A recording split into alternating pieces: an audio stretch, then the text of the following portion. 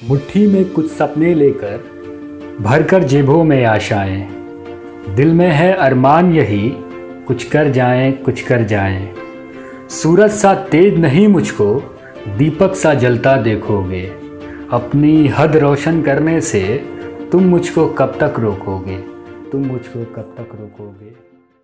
Hello everyone, welcome to clarity zone. इस video से हम क्लास 10th मैथमेटिक्स से चैप्टर नंबर 9 को स्टार्ट करने वाले हैं। इस चैप्टर से आपको अपने एग्जाम में एटलीस्ट 1 क्वेश्चन तो पक्का देखने को मिलेंगे। अगर आपने बेसिक मैथ सेलेक्ट किया है तो आपको 4 to 5 मार्क्स से क्वेश्चन देखने को मिलेंगे। अगर आपने स्टैंडर्ड सेलेक्ट किया है तो आपको 4 to 7 मार्क्स से क्वेश्चन देखने को मिलेंगे। तो आइए इस नए चैप्टर को एक नई एनर्जी के साथ स्टार्ट करते हैं, जो कि है सम एप्लीकेशन ऑफ ट्रिग्नोमेट्री। ये जो ट्रिग्नोमेट्री वर्ड है ना, ये इंडिकेट कर रहा है कि आपने प्रीवियस चैप्टर में जो भी प्रॉब्लम्स पढ़ी वो सारी राइट एंगल पे बेस्ड थी। तो इस चैप्टर में भी जो प्रॉब्लम आपको देखने को मिलेंगी वो राइट एंगल पर ही बेस होगी। और दूसरा बात आपको ये पता होना चाहिए कि प्रीवियस चैप्टर में हमने जितने भी फॉर्मूलेस पढ़े थे वो सारा आपको याद होना चाहिए। तीसरा बात ये है कि साइन थीटा के लविंग एंगल आपको पता होना चाहिए। साइन थीटा के लविंग एंगल कहने का मतलब साइन 0 डिग्री का आपको वैल्यू पता होना चाहिए, साइन 30 डिग्री का, साइन 45, साइन 60 और साइन 90 डिग्री का वैल्यू आपको पता होना चाहिए। अगर साइन थीटा के वैल्यू पता है तो बाकी सारे वैल्यू तो हम इसी के हेल्प से निकाल लेंगे, ठीक है। तो आपको ये कुछ बेसिक बात याद होना चाहिए। इसके बाद दूसरा वर्ड जो है एप्लीकेशन। एप्लीकेशन क्या बता रहा है हमको, ये हमको डेली लाइफ से रिलेट कर रहा है। डेली लाइफ कहने का मतलब है कि सपोज आपके सामने एक बिल्डिंग है और बिल्डिंग की किसी ने आपसे हाइट पूछ ली। अगर किसी ने आपसे उस बिल्डिंग की हाइट पूछ ली तो आपके पास रास्ता 2 है। पहला रास्ता ये है कि आप घर से इंची टेप लो और उसकी हाइट को मेज़र करो, फिर उसको बता दो, लेकिन ये काम आसान नहीं होगा। दूसरा रास्ता ये है कि आप वहाँ पे ट्रिगो का यूज़ कर लो। अगर आपने ट्रिगो का यूज़ किया तो आप कुछ ही सेकंड में उसके हाइट को बता दोगे। लेकिन हाँ, ट्रिगो को यूज़ करने के लिए भी आपके पास पहले से कुछ इन्फॉर्मेशन होनी चाहिए। वो इन्फॉर्मेशन क्या है कि सबसे पहले आपको पता होना चाहिए कि आपके फुट से बिल्डिंग के फुट के बीच कितना डिस्टेंस है। एक तो ये पता होना चाहिए। दूसरा आपको पता होना चाहिए एंगल ऑफ एलिवेशन कितना बन रहा है। ये एंगल ऑफ एलिवेशन जो नया वर्ड आ रहा है इसको हम लोग इस चैप्टर में अभी समझेंगे, एंगल ऑफ एलिवेशन को समझेंगे। तो अगर आपके पास एंगल ऑफ एलिवेशन और आपके फुट से बिल्डिंग के फुट के बीच का डिस्टेंस आपको पता है तो आप उस बिल्डिंग की हाइट को कुछ ही सेकंड में बता दोगे, ठीक है। तो आइए अब इस नए चैप्टर को हम स्टार्ट करते हैं। तो इस चैप्टर के अपने बहुत सारे कॉन्सेप्ट नहीं है। ये चैप्टर प्रीवियस चैप्टर पर ज़्यादा डिपेंड है। इसके बाद 4 टर्मिनोलॉजी को हमने समझ लिया तो ये चैप्टर को हम आसानी से सॉल्व कर लेंगे। इसकी पहली टर्मिनोलॉजी है हॉरिजॉन्टल लाइन। ये जो हॉरिजॉन्टल लाइन है ना, ये क्या होता है इसको हम समझते हैं। सपोज जहाँ पे मैं खड़ा हुआ और आप जहाँ पे बैठे हैं उस सरफेस को हम लोग क्या बोलते हैं, अर्थ सरफेस। तो ये हो गया हमारा अर्थ सरफेस। अर्थ सरफेस को एक और नाम से जाना जाता है horizontal plane surface. Horizontal plane surface, ठीक है। इस हॉरिजॉन्टल प्लेन सरफेस के पैरेलल अगर आपने कोई एक लाइन ड्रा की, अगर इस हॉरिजॉन्टल प्लेन सरफेस या अर्थ सरफेस के पैरेलल अगर आपने कोई भी एक लाइन ड्रा की, उसी लाइन को हम बोलते हैं हॉरिजॉन्टल लाइन। मतलब अर्थ सरफेस के पैरेलली जो भी लाइन है उनको हम क्या बोलेंगे, हॉरिजॉन्टल लाइन, ठीक है। आप हॉरिजॉन्टल लाइन समझ गए। दूसरा है line of site. Line of site कहने का मतलब देखने की लाइन। तुम कहोगे क्या बदतमीजी, देखने की भी कोई लाइन होती है। देखो क्या होगा कि सपोज ये आपकी आँख हो गई, ये आपकी आँख हो गई और यहाँ पर एक ऑब्जेक्ट है, ठीक है। यहाँ पर एक ऑब्जेक्ट है। अब इस ऑब्जेक्ट को अगर आपकी आँख देख रही है तो कोई ना कोई रे जाके मिलती होगी। तो वैसी रे जो बिल्कुल जाके स्ट्रेट मिल रही है, आपकी आंख से निकली हुई रे जो ऑब्जेक्ट को जाके बिल्कुल सीधे मिले, स्ट्रेट मिले, उसको हम क्या बोलेंगे, लाइन ऑफ साइट।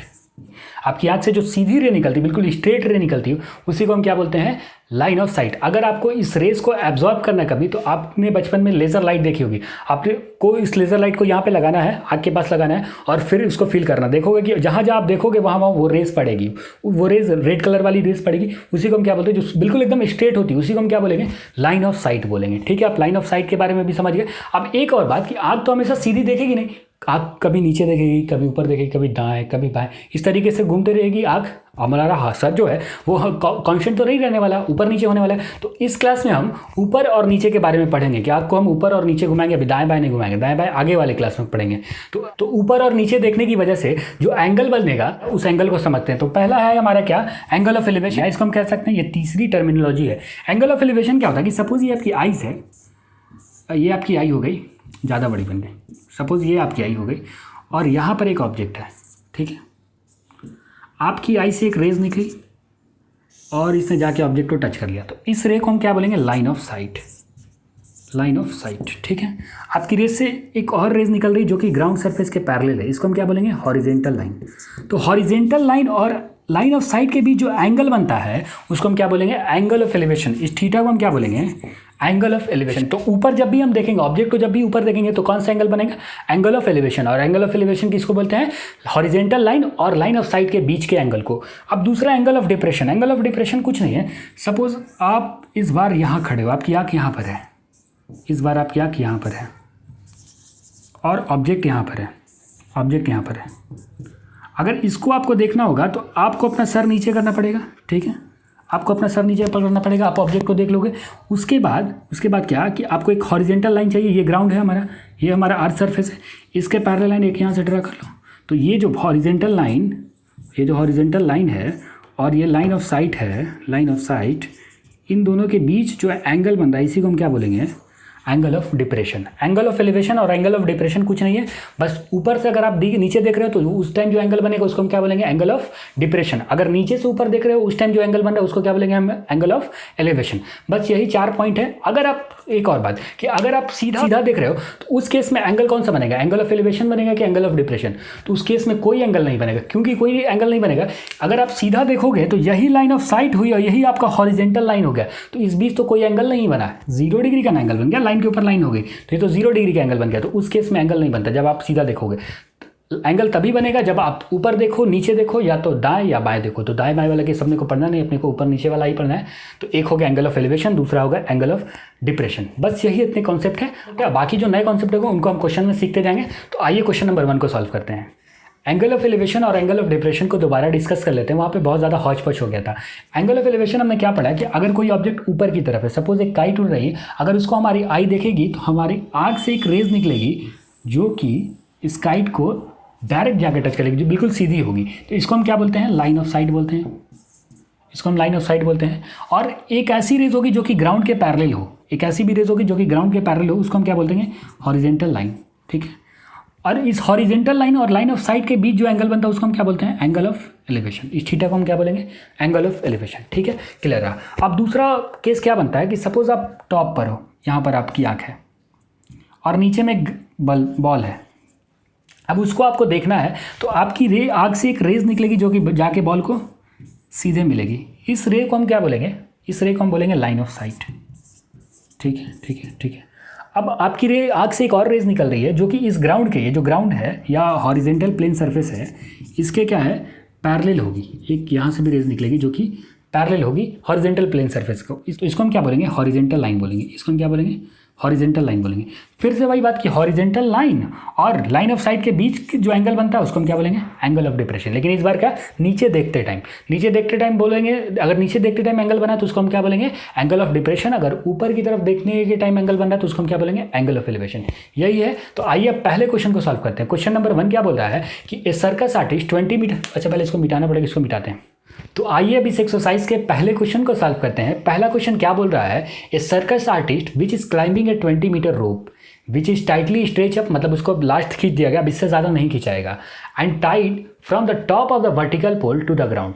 मतलब उसको बांधा कहाँ गया है? एक वर्टिकल पोल है, पोल खड़ा हुआ है, उसके टॉप से ग्राउंड तक उसको बांधा गया। मान लो यहाँ तक बांध दिया गया, ये ग्राउंड हो गया अपना। एक रस्सी का एक छोर वर्टिकल पोल के टॉप पर और दूसरा छोर कहाँ? ग्राउंड पर बांधा गया। इसके बाद बोल रहा है क्या? Find the height of the tower. इस टावर की आपको हाइट बतानी है।